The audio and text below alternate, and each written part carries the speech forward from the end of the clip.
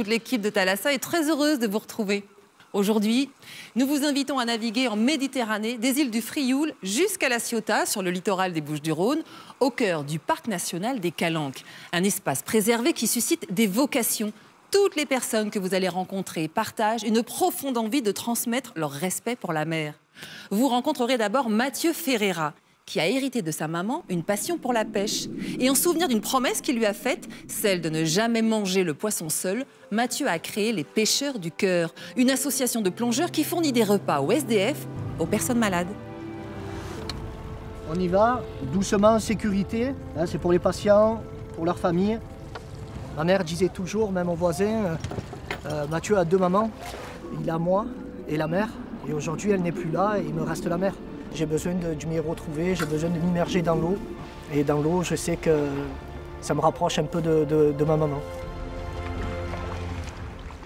À La Ciotat, bienvenue dans la famille Carodano.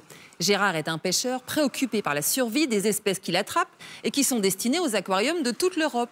Gérard exerce un métier unique en France, avec gouaille, avec passion, et il forme la relève. J'ai mis des mois et des mois pour arriver à mettre au point des techniques de pêche qui ne soient pas agressives pour chaque spécimen. Quasiment chaque spécimen a une capture différente. L'objectif, c'est de le suivre, de ne pas trop le gêner et de voir surtout comment il fait et d'apprendre. Mais tout de suite, vous allez sillonner l'archipel du Frioul sur le Kraken, un gréement traditionnel. À son bord, un jeune capitaine qui a choisi une voie, une vie même, bien différente de celle qui a priori l'attendait, en s'engageant pour l'environnement, engagement partagé avec des éco-voyageurs. C'est un navire hors du commun. Un navire école où l'on apprend les rudiments de la marine à voile.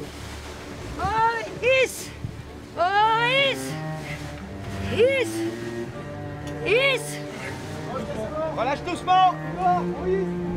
Allez, c'est parti. Un navire où l'on apprend à naviguer, mais aussi à vivre sans polluer. Le bateau permet de recréer son petit monde. On prouve, c'est un laboratoire vivant du zéro déchet, ce bateau. Et ça, c'est génial. Ce trois-mâts est avant tout un navire qui sillonne les côtes pour traquer les moindres bouts de plastique, même dans les lieux les plus inaccessibles. Ah, c'est trop cool. À bord, un armateur d'à peine 25 ans que rien ne prédestinait à cette odyssée maritime. On y retourne. Oh, oui. Avec lui, des éco-citoyens partis pour une aventure unique. Portrait d'une jeunesse en quête de sens. Parti de Nice, l'équipage fait cap vers les îles du Frioul, au large de Marseille, pour une mission de dépollution. Ils sont à 2 jours de navigation de leur objectif. Donc devant, on va avoir le phoque, le clin phoque et la traquette. Donc pour tout ce qui est les voiles, donc ces 3 voiles-là, tout se passe ici. Après, on a quoi au-dessus? Bahunier. Au-dessus du bahunier, au hunier. Et le dernier? Le perroquet. Parfait. Nina est maître d'équipage. Elle a quitté ses études pour s'engager dans cette aventure, mais la première fois qu'elle est venue sur le bateau, elle n'était qu'une simple stagiaire. La traquette. Je suis arrivée en fait en mars sans rien savoir et les officiers et les capitaines m'ont tellement bien appris qu'aujourd'hui je suis devenue Bosco du bateau, quoi. Donc c'est vrai qu'ils m'ont énormément appris. J'ai appris vite et c'est vrai que je suis ravie d'être finalement restée bien plus longtemps que prévu.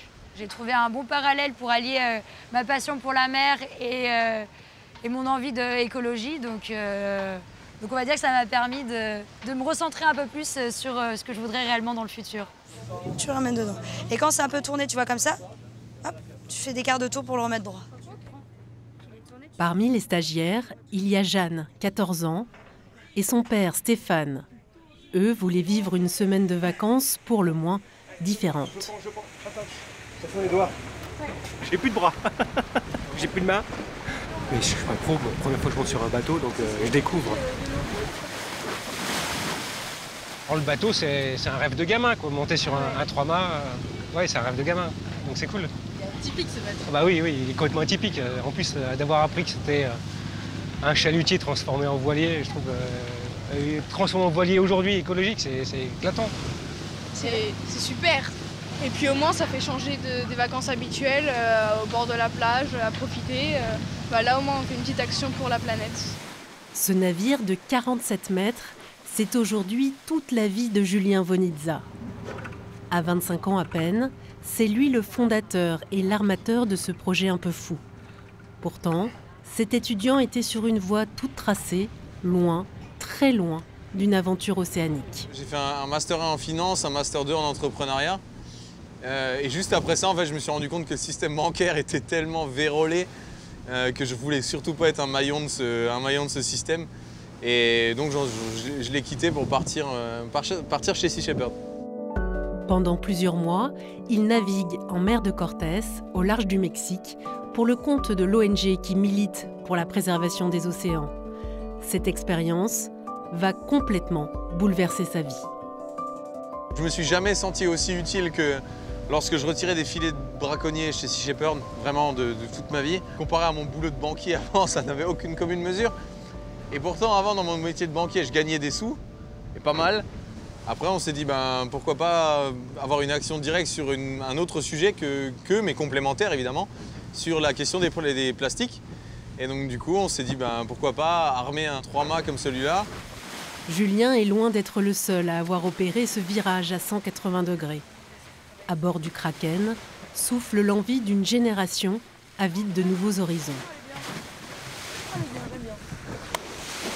Allez, on va la hisser cette voile maintenant. De plus en plus, on veut prendre le temps de respirer, prendre le temps d'explorer, prendre le temps de se sentir vivant en fait, de ne pas être enfermé dans des boîtes.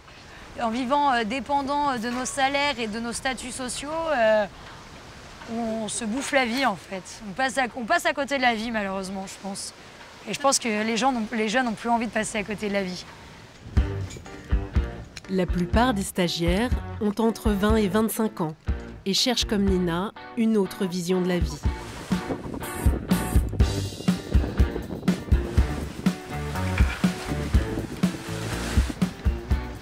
Alors pour Marion, chef de chantier dans les travaux publics, rien ne vaut la montée dans les mâts pour repousser ses limites et élargir son horizon. Ça c'est bon, ça c'est bon. Ah ça là c'est juste le plus important. Ça c'est l'absorbeur d'énergie. C'est ce qui permet en cas de chute du coup en fait de retenir ta chute quoi. Donc du coup voilà, si on l'oublie, c'est un peu dommage. Après vous allez voir quand on va arriver donc le long de la vergue. Donc la vergue c'est le mât horizontal. On va monter sur le premier là, la misaine. Ok ? Tout ce qu'on fait ici, c'est hors du commun, c'est incroyable. On a l'impression de faire partie d'une aventure, de vouloir aider, de participer à quelque chose d'un peu plus grand que notre petit quotidien. Donc ça c'est chouette, c'est vraiment très bien. Moi je viens chercher du dépaysement et sortir un peu de ma zone de confort, de mon train-train et puis des vacances que je connais.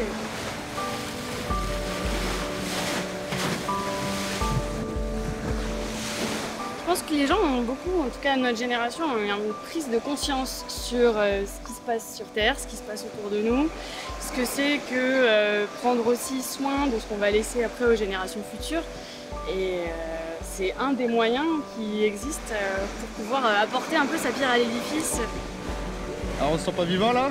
C'est trop bien, c'est génial.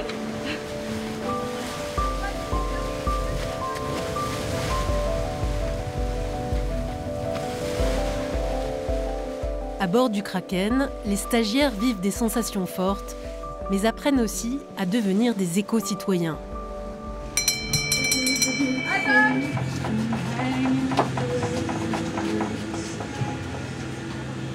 En fond de cale, la cuisine est un laboratoire écologique. Ici, pas de viande, encore moins de suremballage ou de produits transformés, et tout le monde doit mettre la main à la pâte. L'idée, en fait, c'est vraiment de proposer un mode de vie et un mode de consommation différent sur ce bateau. On essaye d'être au maximum vegan et de travailler vraiment que du végétal. On fait vraiment tout maison, on essaye de faire nos yaourts nous-mêmes, on fait notre pain. On essaye vraiment de limiter les déchets au maximum. En attendant, le navire n'est plus qu'à quelques heures de son objectif. Mais la météo vient contrarier les plans de l'équipage. On vient d'apprendre qu'il y a un bulletin météo spécial qui vient de se lancer, et donc du coup on a de très fortes chances de se prendre 30 nœuds de vent, et ça risque d'être un peu, sport quoi. Changement de programme, le Kraken doit aller au plus vite se mettre à l'abri près des côtes. Le Mistral souffle à plus de 60 km/h.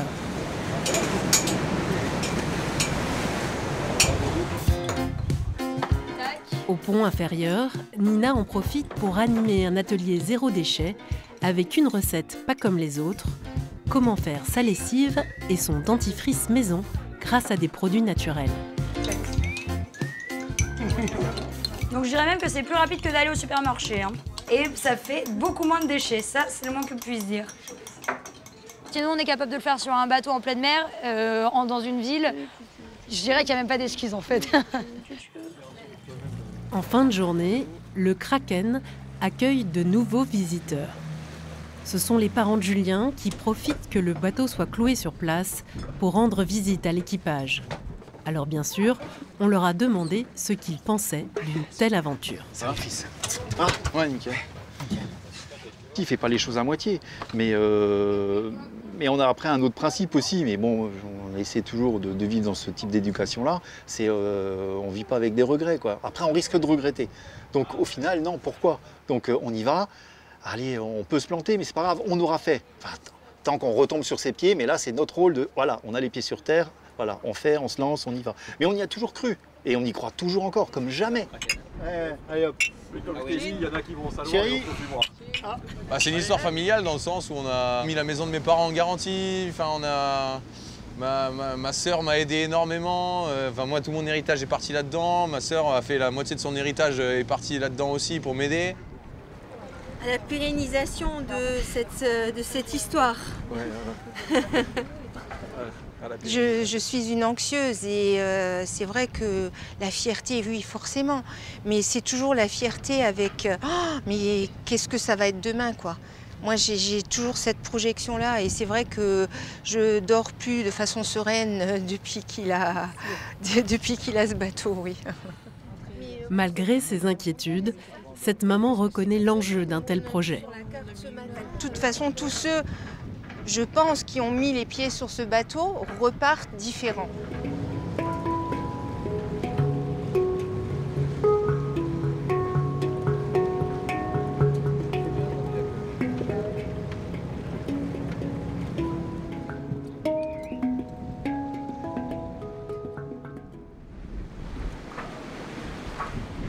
Le lendemain, la météo s'est calmée, le Kraken peut enfin appareiller vers les îles du Frioul.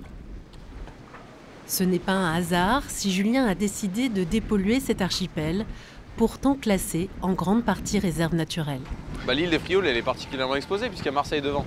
Donc tous les déchets qui sont sortis de Marseille vont directement sur les Frioul. Ça fait partie des îles qui sont assez exposées justement à la pollution du continent. Ouais.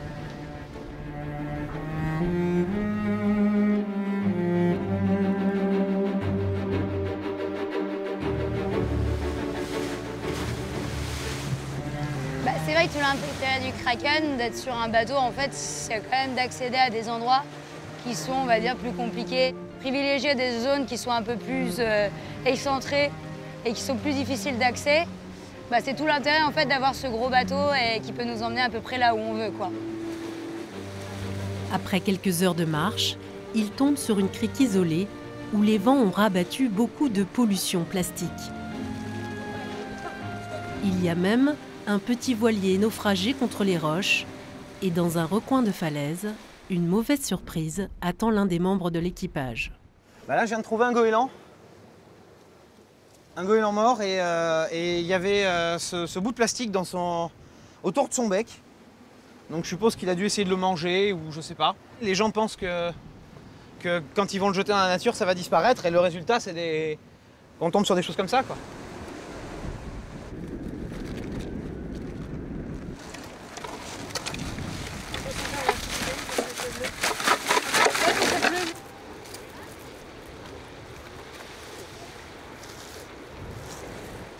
C'est quand même très triste de trouver tout ça. Sacs plastiques qui traînent, morceaux de canettes, des mégots. Je crois qu'un mégot pollue 500 litres d'eau. Mais c'est vraiment un travail de fourmi. Les déchets sont très petits parfois, ou vraiment disséminés partout sur toutes les calanques, toute la hauteur. Alors bon, faut y aller et puis passer du temps, ramasser. Le polystyrène, je pense que c'est ce qu'on a trouvé le plus. J'avais trouvé aussi des pailles et des trucs de sucette, là, des bâtons de sucette. J'ai dû en trouver 4 ou 5. J'ai 14 ans et moi je le fais, donc c'est-à-dire que tous les jeunes de mon âge peuvent le faire, voire même plus jeunes ou plus vieux. Enfin, tout le monde peut faire ça, c'est pas compliqué de ramasser un petit déchet.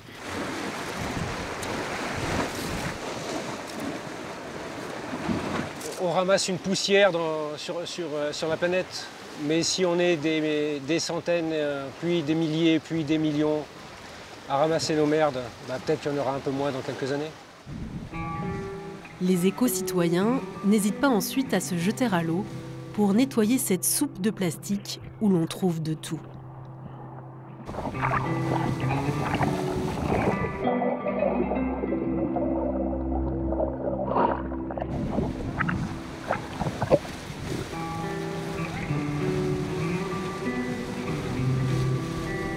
Seule bonne surprise de la journée, parmi tous ces déchets, une bouteille encore pleine flotte à la surface.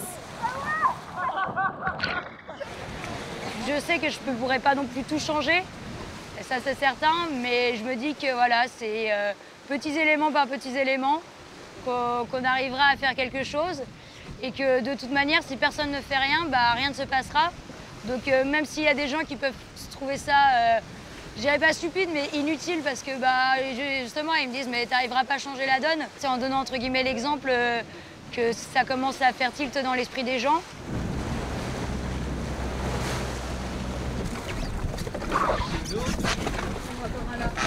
De retour sur le Kraken, il faut encore trier chaque déchet pour en recycler un maximum. Ce qui va être canettes, conserves, donc tout ce qui est aluminium, ce genre de choses. On va mettre ça aussi dans un sac. Les mégots dans les bouteilles, le polystyrène dans un sac. Julien veut faire de son bateau un ambassadeur de la lutte contre la pollution plastique, de plus en plus alarmante en Méditerranée.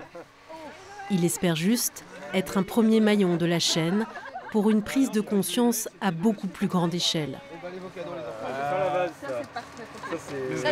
La dépollution, c'est bien, mais avant la dépollution, il y a la pollution en amont. Et si on n'attaque pas la pollution plastique en amont, tu peux avoir toute la dépollution que tu veux, tu vois. Genre, tu as les vannes qui sont ouverts à fond et que toi, tu as ta toute petite cuillère à soupe là, et tu essayes d'écoper, c'est bien marrant. Ouais, trop bien, tu as enlevé une bouteille d'eau, waouh, en tout. Mais tu as des centaines de mètres cubes qui se déversent. Ok, toi, tu as fait ta petite action avec ta petite cuillère, c'est bien marrant, mais en attendant, le plus important, c'est peut-être d'arrêter les vannes. Le Kraken doit repartir chaque année pour une nouvelle campagne de dépollution en Méditerranée. En attendant, l'équipage et les éco-citoyens ont trouvé la meilleure façon de recycler la bouteille, retrouvée en mer. Ah oui. Allez, et la dépollution. Et santé. Générosité, transmission sont décidément au cœur de cette émission. La preuve avec l'histoire de Mathieu Ferreira, fondateur de l'association Les Pêcheurs du Cœur. Cet enfant des quartiers de Marseille a hérité de sa maman une passion pour la pêche. Et pour honorer une promesse qu'il lui a faite, celle de ne jamais manger le poisson seul, Mathieu pêche aujourd'hui pour les autres, pour ceux qui ont besoin d'un petit supplément de chaleur. C'est au pied de ces falaises que tout a commencé. Le petit village des pêcheurs de Corbière, à quelques encablures des quartiers nord de Marseille, là où la mer a bouleversé la vie de Mathieu Ferreira.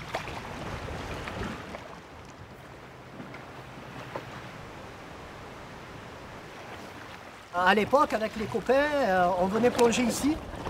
On descendait cette fameuse falaise et on était là et on pêchait. C'est que des souvenirs d'enfance. C'est un petit coin de paradis dans les quartiers nord. On est relativement bien ici.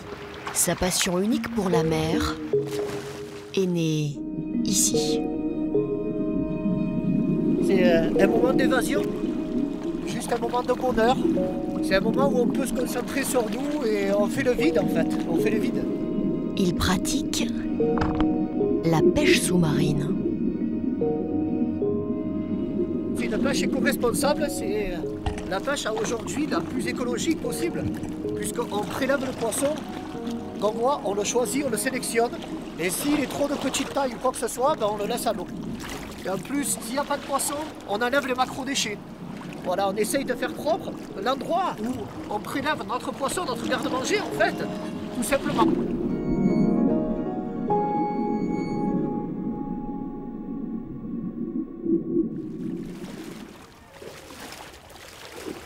Une véritable bienveillance pour la Méditerranée. Et c'est normal, car depuis que Mathieu est tout petit, la mer a pour lui une importance hors du commun. Ma mère disait toujours, même aux voisins, Mathieu a deux mamans, il a moi et la mer. Et aujourd'hui, elle n'est plus là et il me reste la mer. C'est une raison de vivre, c'est un besoin.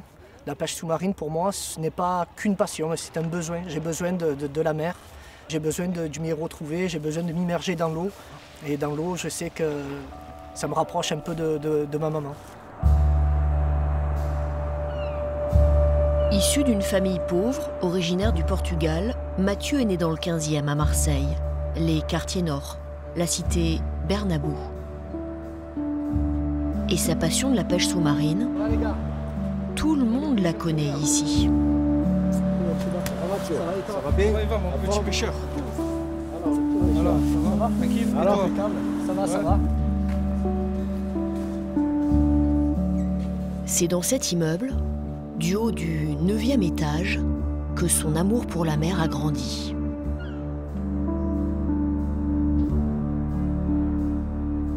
J'ai la vue. Voilà, que des bons souvenirs là. Sa mère y élevait seule Mathieu et ses 3 frères et sœurs. C'est bon là. Oh là là. À l'époque, C'est beau, hein. il pêchait surtout pour améliorer le quotidien de ses proches.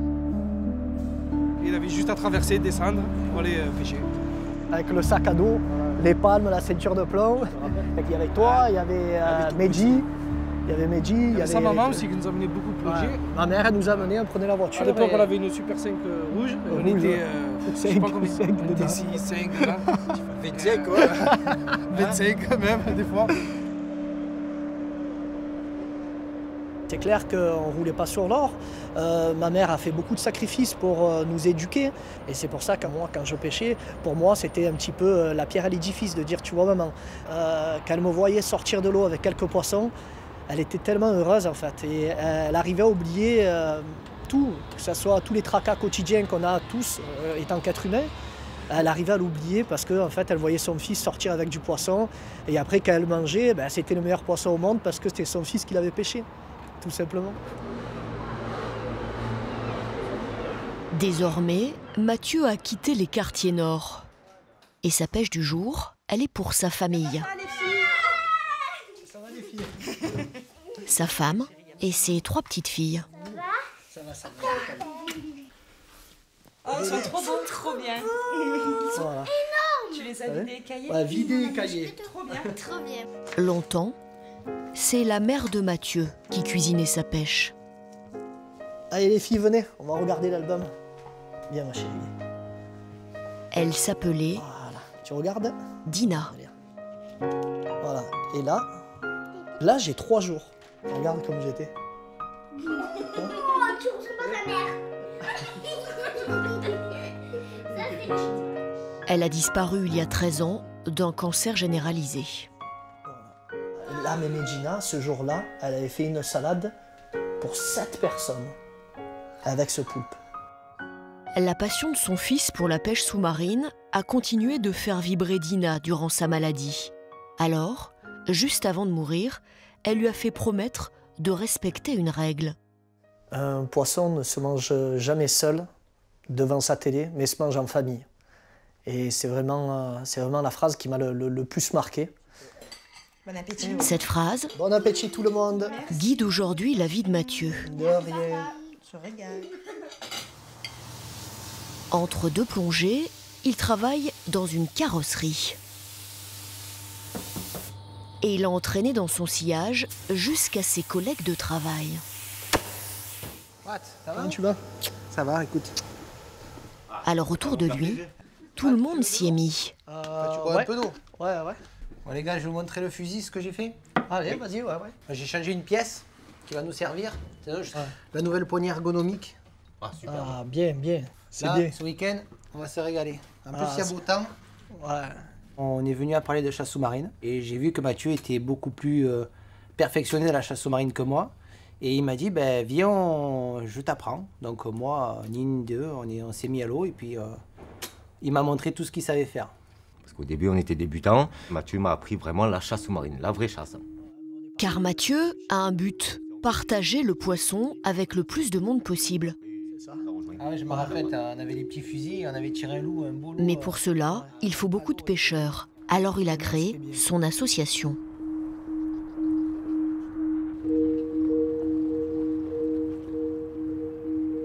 Sur Marseille, le soleil se lève à peine.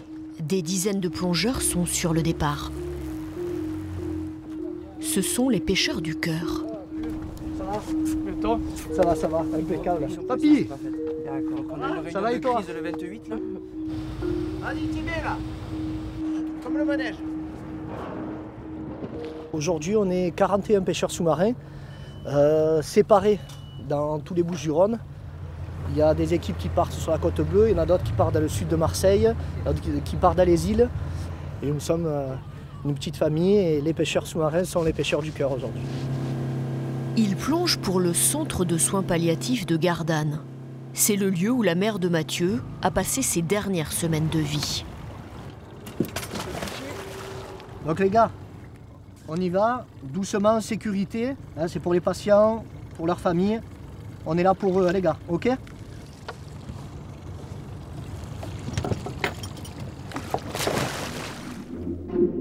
Chaque poisson pêché sera donné au centre de soins. Alors ce matin, concentration maximale.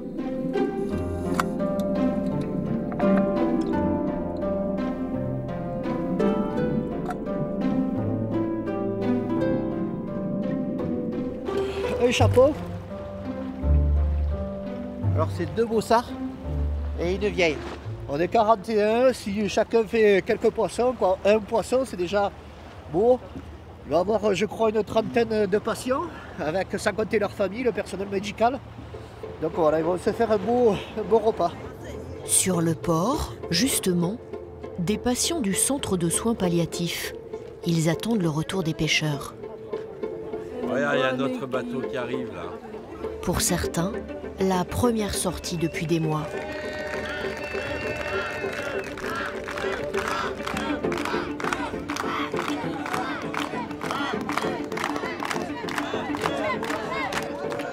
C'est la deuxième fois cette année que Mathieu et les pêcheurs du cœur offrent leur prise au centre de soins de Gardanne. Bravo papa. Trop fort. C'est un bon poisson. Ça, il y a tout le monde là. Bien plus qu'une simple pêche pour le docteur Lapiana. On va se mettre là avec le docteur Lapiana pour parler. Le responsable du centre. Alors 40 pêcheurs. Après, il y a tous les amis qui sont là, les résidents de la maison. Et vraiment, c'est un gros remerciement qu'on veut vous faire, qui vient vraiment du cœur, parce que vous êtes les pêcheurs du cœur et nous, on va être les mangeurs de poissons du cœur. On va se régaler grâce à vous. Et je voudrais vous remercier au nom de toute l'équipe et de nos résidents, parce que c'est quelque chose qui n'a pas de prix. De pouvoir montrer aujourd'hui que quand on a de la volonté, quand on se réunit sur une passion, on peut partager plein de choses. Et vous n'imaginez pas le bien que ça peut faire aux uns aux autres. À la maison de Gardanne, la pêche de Mathieu est très attendue. Vous me suivez et comme ça après on va directement à la cuisine. Allez, c'est parti. Ces poissons, pêcheurs du cœur, les résidents et leurs familles vont les manger ensemble.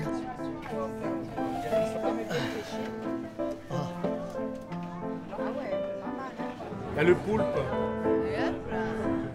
Le chapon, ça c'est excellent ça. Ouais. Ah oui, il faut manger des oursins, ouais. Il faut les manger. Il y en a encore, il n'est pas fini.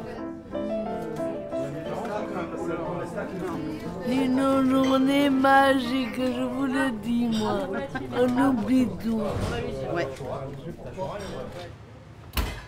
Au fourneau, le chef, Guénolé. On va juste le laisser comme ça, on va l'envoyer au four, un peu de sel, j'ai mis le sel, les oignons, le fenouil, voilà, et après une bonne petite heure de cuisson, tout doucement. Et c'est un moment de partage, et c'est surtout Mathieu qui amène sa passion dans l'assiette aussi, et nous qui la transformons en même temps. La cuisine de la mer. Est-ce que tu veux que je te mette la peau grillée avec eux? Ici, une véritable thérapie. Dites-moi, Patricia, est-ce que ça redoute l'appétit?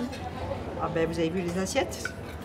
Les végétariens, ceux qui ne mangent pas beaucoup, ceux qui viennent pas en salle à manger ou qui viennent plus, sont tous là. Ça fait une semaine qu'il déglutit pas, puis c'est drôle, il le mange. Je sais qu'il apprécie. Hein? Alors la mer, c'est la vie, c'est le mouvement, c'est tout. Ouais. Et aujourd'hui, et voilà, la mer est ici, dans l'assiette, et dans son assiette aussi. Comme le souhaitait sa mère, Mathieu ne mange plus jamais ses poissons seuls. On aide aussi déjà des SDF avec d'autres associations. On est parti pêcher, on a offert 52 repas aux SDF. Une association avec des enfants. Ouais. Ah. Côté. C'est marqué merci, merci les pêcheurs. merci Gwen. C'est que de l'émotion et en fait de nous dire à nous merci, tandis que ce qu'ils font comme travail et les patients qu'il y en a, c'est rien ce qu'on fait. On donne juste un peu d'amour et de notre passion, c'est tout.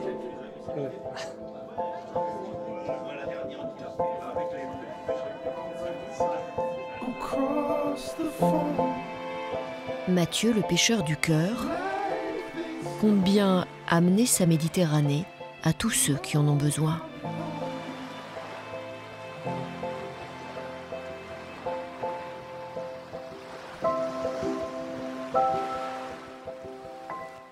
Direction maintenant La Ciotat, où vous allez être initié à une pratique de pêche atypique. Les poissons doivent survivre et rester en bonne santé pour être exposés dans les aquariums de toute l'Europe. Gérard Carodano est devenu l'un des spécialistes français de la discipline. Il espère bien passer le flambeau à ses enfants et petits-enfants.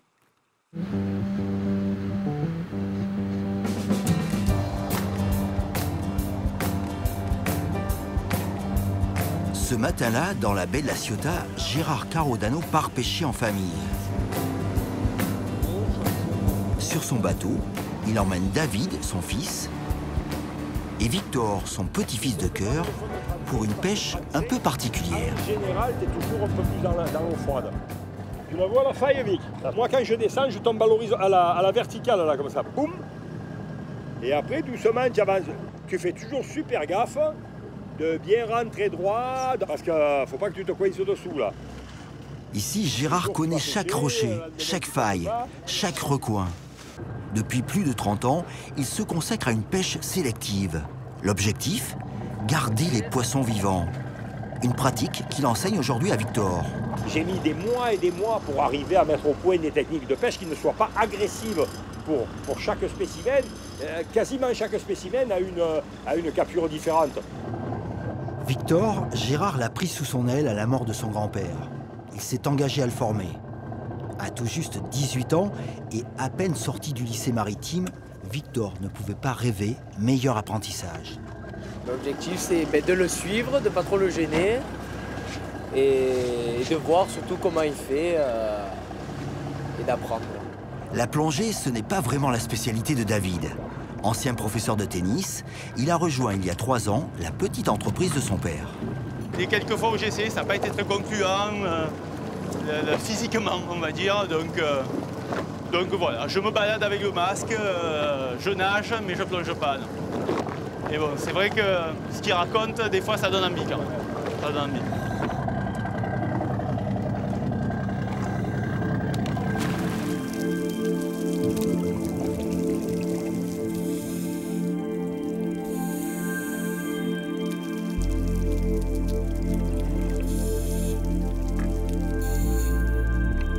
Ma vie commence sous la surface. Là, je suis heureux.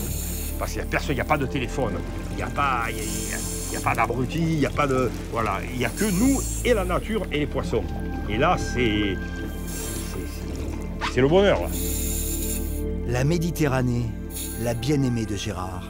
C'est sur elle qu'il veille inlassablement. Il n'a peut-être pas toujours été le meilleur ami des poissons, mais après 22 ans de chasse sous-marine dans les Palmes, il l'est devenu. Vraiment, on fait les prélèvements ciblés par rapport à la demande. Aujourd'hui, c'est les apogons. Demain, ça peut être des antias. Tu prélèves vraiment une pincée de spécimens que tu valorises. Là, j'aurais voulu empêcher 50 d'apogons, j'ai empêché 50. Je vais empêcher 100, j'empêche 100. À quoi ça me sert de vider l'endroit? J'ai une chance énorme. Je fais mes courses dans un supermarché où il n'y a pas de caisse. Pour éviter tout accident de décompression à sa précieuse marchandise et ne pas la blesser, Gérard la remonte progressivement, palier par palier, mètre après mètre, dans des filets bien fermés, afin qu'elle ne se fasse pas attaquer. Tu as vu le premier palier, 5 mètres. Le lendemain matin, Gérard arrive dans son repère. Un endroit improbable, perdu au milieu de nulle part, dans les anciens chantiers navals de La Ciotat. C'est le poumon de La Ciotat, ça a toujours été l'industrie de la construction navale. Et moi j'étais là, je servais un petit peu de gardien et tout. Ils ont accepté que je reste là. J'ai pu installer mon campement ici, là. Et je passe le plus clair de mon temps dans cette zone. J'ai mes chiens à poste fixe. Et voilà, c'est très bien.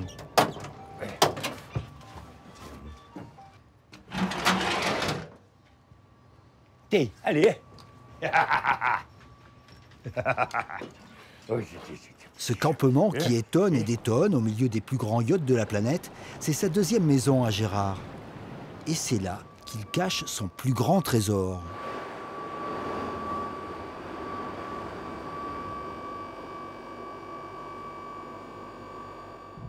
« 200 à 300 spécimens de Méditerranée répartis dans 26 bassins d'eau de mer. Une centaine d'espèces qu'il va expédier dans les plus grands aquariums d'Europe. Et ici, quand c'est l'heure du repas... Je vais mixer des chinchards parce que ça nourrit tout. Ça nourrit les poissons, ça nourrit aussi les invertébrés, la purée, la soupe. Là. La chaîne alimentaire est parfaitement respectée. La nourriture, c'est hyper important. La façon de les voir se nourrir, ça peut te faire comprendre si tout va bien dans le bac. Si les poissons s'arrêtent de se nourrir, surtout dans ces périodes de chaleur, c'est pas normal. C'est que tu risques d'avoir un problème de pathologie qui se prépare. Le poisson qui se nourrit bien, en général, il est en bonne santé.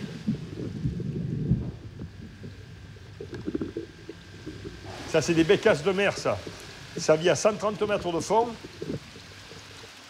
C'est très difficile à arriver à garder intact, mais quand on arrive à les sauver, après, c'est très demandé. Ça coûte combien, un poisson comme ça? 80 €. Ça fait cher au kilo, là. Hein. Et puis ça, c'est un poisson qui est bon ni à frire ni à bouillir. Il n'y a rien à bouffer, là. Hein. Pas dire, tu me fais une friture de bécasse. Après-demain, cap sur Monaco.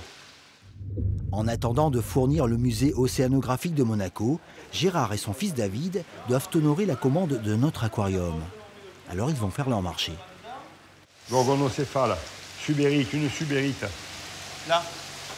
Glacialis, on n'en remet pas, hein, sinon ils vont bouffer les oursins. Voilà, 5, ça ira. Échinastère, ouais. 10, 15. Je les mets avec les autres étoiles. Voilà, ça c'est une holoturie royale. qui vient quand même de profondeur assez importante, de l'ordre d'une centaine de mètres. Le gorgonocéphale qui est en train de se déplier, qui est un spécimen magnifique. L'astérie pentagonale, l'étoile de shérif, c'est un spécimen qui est tout à fait magnifique, ça. On va aller empoissonner l'aquarium de la Madrague à Saint-Cyr-l'Élec. Ça nous donne l'occasion de montrer au public, pas que aux enfants, aux parents aussi, des spécimens qu'ils ne voient même pas lorsqu'ils vont prendre le bain à la plage. Enzo, prends 2-3 bouteilles congelées, tu les mets là-dedans. Bon.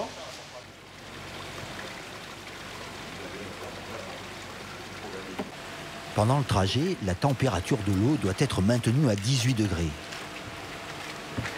Direction alors Saint-Cyr-sur-Mer, dans le département du Var. À peine 20 minutes de navigation et les stars du jour arrivent à bon port.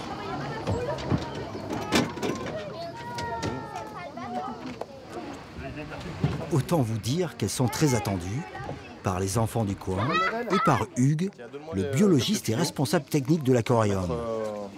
Comme chaque année depuis 6 ans, c'est lui qui achète au carreau d'anneau une trentaine de spécimens. Regardez, comme on appelle ça gorgonocéphale parce que ça ressemble à la gorgone. Ce n'est pas un végétal, c'est un animal. C'est quoi ça? Un concombre de mer. Un concombre de mer. Là, il y a des oursins et vous avez vu qu'il y a des calibres différents, il y a des couleurs différentes aussi. Il n'y a qu'un individu sur la Méditerranée qui est capable d'avoir un panel, une variété de poissons méditerranéens dévertébrés. C'est Gérard Carodano, c'est pas quelqu'un d'autre. C'est un peu un ancien chasseur repenti qui peut-être essaie de se racheter tellement il a dû en flinguer les poissons. Et puis maintenant, il les soigne comme si c'était des chiens et des chats, voire peut-être même mieux d'ailleurs que des chiens et des chats. On voit le gorgonocéphale d'entrée, c'est le plus fragile. Gorgono, subérite. Qui c'est qui me donne la première? Allez, c'est parti, on sort la première, une des deux. Voilà. À 65 printemps, Gérard est le seul en France à fournir les grands aquariums publics. Alors forcément, il est intarissable sur le sujet. Moi, si j'étais un poisson et qu'on me demandait si j'avais le choix entre la bouillabaisse ou un aquarium, je crois que mon choix il serait fait. Des poissons comme ça, tous les jours il y a des gens sur le quai qui en pêchent et qui les donnent aux chats. Nous, on les pêche, on les soigne et on fait en sorte de s'en servir pour participer à la protection de la mer et des océans. C'est en montrant ce qui est beau qu'on donne envie de protéger ce qui est beau. Le lendemain matin, retour au campement, où les carreaux d'anneau reçoivent de la visite. Un étrange ballet de glacière rythme ce début de journée.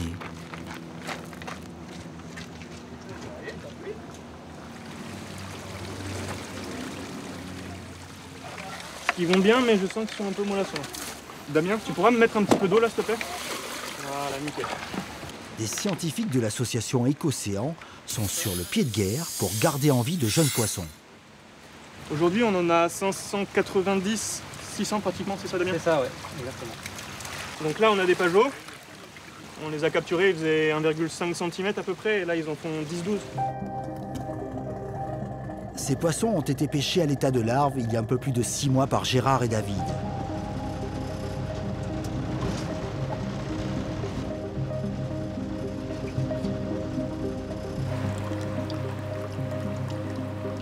Ils ont ensuite été élevés et nourris dans une nurserie, à l'abri des prédateurs qu'ils auraient pu rencontrer dans les eaux de la Méditerranée. Aujourd'hui, ils ont la taille suffisante pour être relâchés. Et les carreaux d'anneau sont toujours de la partie pour mener à bien cette opération. Franchement, si tu les mets sous cloche à la lumière, déjà tu vas les stresser pendant le temps, alors que les autres ils vont tourner. Direction le site de relâche, à quelques minutes du campement.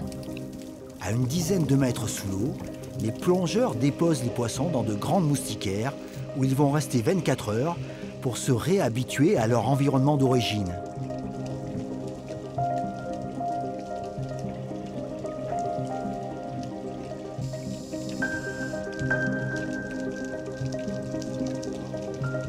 Le lendemain matin, c'est le grand jour. L'heure pour eux de reprendre le large et perpétuer la vie dans la Grande Bleue. Désormais, ces poissons qui connaissaient 90% de mortalité en milieu naturel ont de plus grandes chances de survie. Depuis 5 ans, 25 000 spécimens ont été relâchés dans les eaux de la Ciotat, Cassis et Marseille, d'où le nom du projet Cassiomar. Un programme de repeuplement unique en France, mené conjointement par des pêcheurs comme Gérard et des scientifiques comme Amélie. Nous, si on repeuple la mer, c'est pas juste pour mettre des poissons dans la mer, c'est pour que tout le monde puisse vivre de la mer. Donc c'est une condition indispensable de travailler avec les pêcheurs. Les pêcheurs, s'ils ne sont pas impliqués dès la base de l'opération, c'est-à-dire à capturer des poisses-larves, et ensuite à venir les remettre sur des zones qu'ils connaissent très bien, c'est pas nous qui avons choisi les zones, c'est les pêcheurs, on ne pourrait pas faire grand-chose, ça aurait beaucoup moins de sens.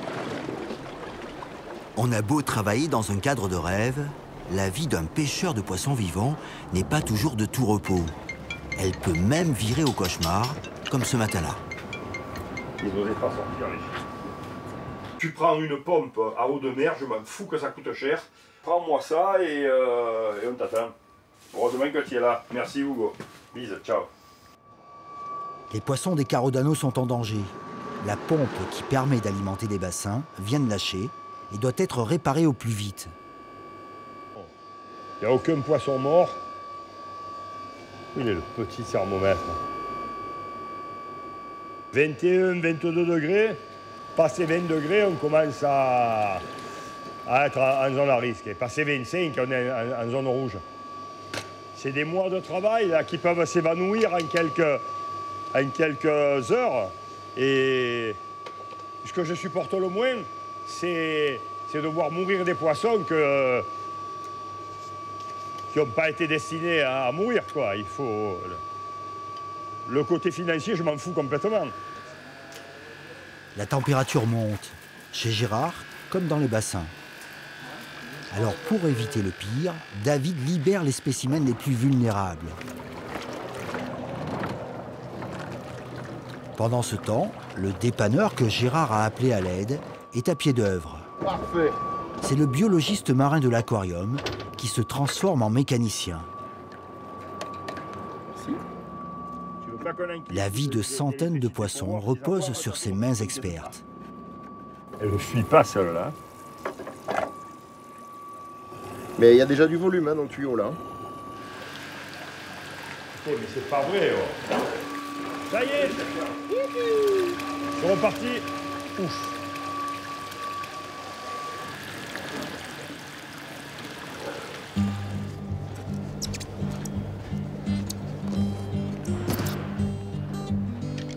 Une fois la nouvelle pompe installée et ses protégés sauvés, Gérard va pouvoir se remettre de ses émotions et cuisiner la pêche de Victor.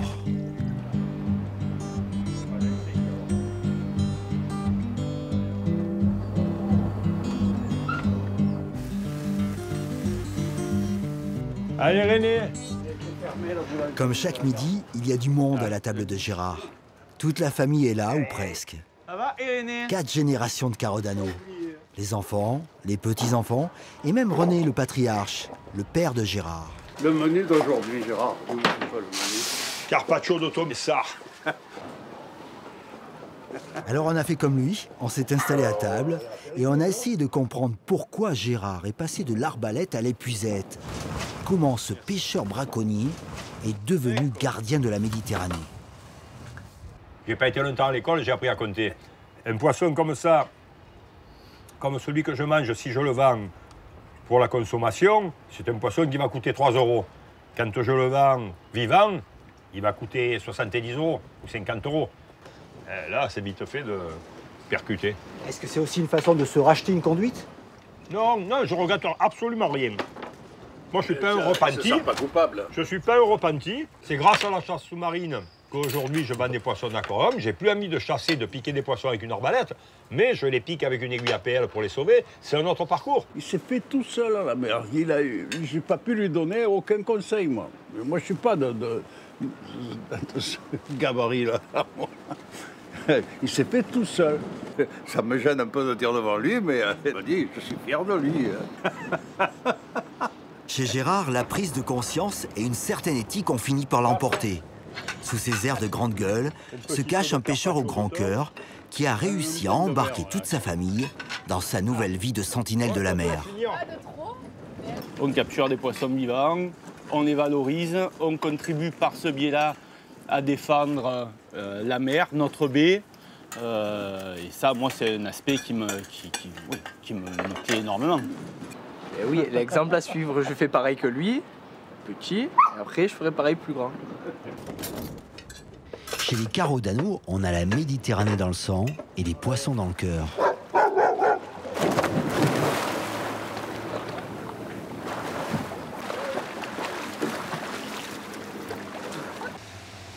Alors quand il faut relâcher cette murène et d'autres spécimens qui n'ont pas trouvé preneur dans les aquariums en raison du confinement, Gérard oublie son chiffre d'affaires et n'hésite pas à les libérer. Voilà. Et encore une fois, toute la famille est sur le pont. Attention Dadou, elle a tendance à remonter. Hein. Le poulpe, on l'avait depuis avant le Covid. Aujourd'hui, il est trop gros pour être expédié. Et donc, lui, il a obtenu la grâce Covid, on va dire. Tout comme cette raie. Tous vont faire partie du voyage et retrouver la liberté.